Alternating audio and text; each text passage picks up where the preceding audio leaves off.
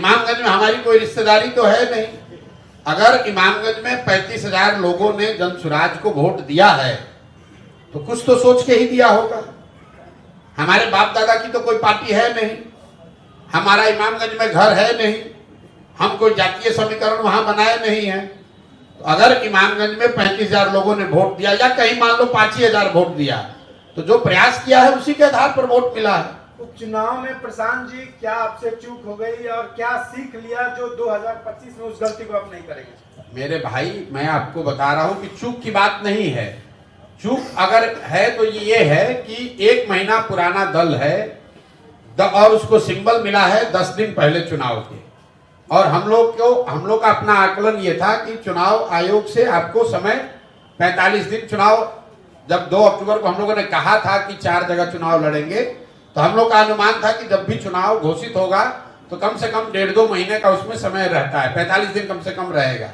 लेकिन बिहार में चुनाव 13 को हुए, जनसुराज को सिंबल मिला है 1 नवंबर को। 28 तारीख को प्रत्याशियों को अपना नामांकन वापस लेने का अंतिम दिन था, 1 तारीख को सिंबल मिला है। अनफॉर्चुनेटली वो 2 दिन दिवाली के थे और 3 दिन उसी में छठ का भी निकल गया। ये सवाल ये है कि 243 पर आपने कह दिया कि विधानसभा चुनाव आप लड़ेंगे 2025 में, जो भी शक्ति है वो लगाएंगे।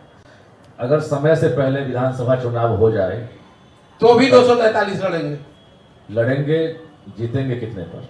अब भैया फिर वही बात है, मैंने आपको ये कहा कि 2 बरस लगा है जनसुराज की बात, इस सोच, इस परिकल्पना को गांव-गांव पहुंचाने में। इन चुनावों को लड़कर ये देखने का प्रयास किया गया है कि उसको राजनीतिक दल के तौर पर कितना परिवर्तित कर पा रहे हैं। और जो आंकड़े, जो जानकारी, जो अनुभव अभी हासिल हुआ है, इसके आधार पर आप मेरे से मार्च में बात कीजिएगा। मार्च तक दल को इस स्थिति में ले आएंगे कि वो हर जगह बहुत मजबूती से चुनाव लड़ सके। एक सवाल है कि चुनाव से पहले इंडिया ब्लॉक के तमाम नेता ये कहते हैं चुनाव के बाद की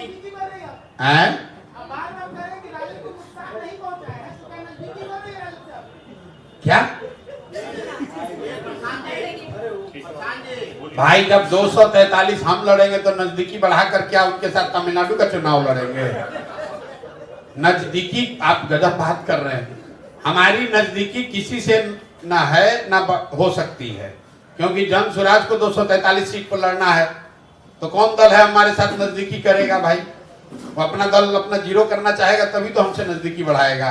प्रशांत जी, इंडिया ब्लॉक के तमाम नेता यह आरोप लगाते हैं एनडीए के ऊपर, खासकर बीजेपी के ऊपर, कि बीजेपी सेटिंग करती है चुनाव और रिजल्ट से पहले जितना मानकर बयान आता है। उन्होंने कहा था कि जैसे भी हो, जिस तरह से भी हो, जीत हमारी। 25 में चुनौती कौन रहेगी, तेजस्वी या नीतीश कुमार? भाई हमने पहले भी, उपचुनाव से पहले भी कहा है कि लड़ाई यहाँ पर एनडीए से ही है, भाजपा नीतीश कुमार से है, आरजेडी से नहीं है। आप मेरे पुराने सारे बयान निकाल कर देख लीजिए, क्योंकि लोकसभा के चुनाव में भी 176 जगह पर एनडीए के प्रत्याशी ही आगे थे, अगर लोकसभा के चुनाव को विधानसभा के नजरिए से देखिएगा तो।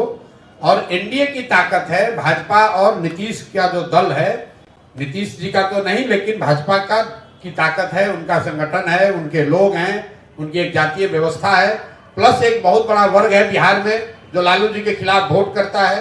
तो वो इसलिए उनको वोट कर रहा है कि भाई जनसुराज अभी जीतेगा कि नहीं जीतेगा, चलो अभी नीतीश और भाजपा को ही वोट दे दो। नीतीश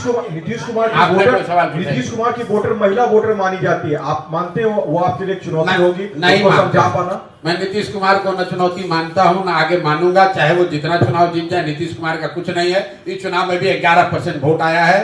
आप लोग जबरदस्ती का नीतीश कुमार को एक कि कैसे आदमी को बेलागंज में चुनाव लड़ाए हैं वो आपको मालूम है हमसे ज्यादा बेहतर, और नीतीश जी के प्रभाव से जीते हैं कि किस कारण जीते हैं वो आपको ज्यादा जानकारी है। हम उस पर टिप्पणी नहीं करना चाहते हैं। जदयू को 11.6% वोट आया है।